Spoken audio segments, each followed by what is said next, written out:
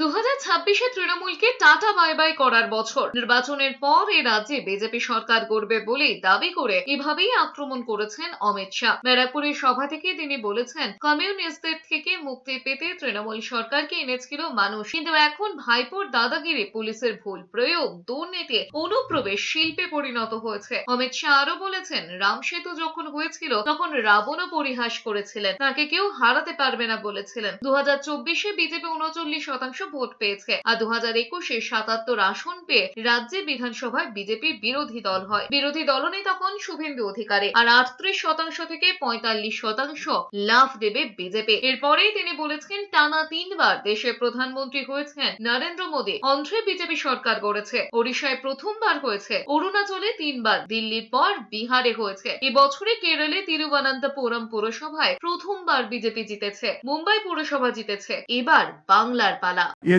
2026 का साल टीएमसी को टाटा बाय बाय कहने का साल है। प्रभु श्री राम ने राम सेतु बनाया, तब रावण ऐसा ही मानता था कि इस प्रकार से मुझे कोई हरा सकता है क्या। 2024 में 39% वोट मिला है और 2021 की विधानसभा में 38% वोट और 77 सीटें लेकर शुभेंदु अधिकारी हमारे विपक्ष के नेता बने हुए।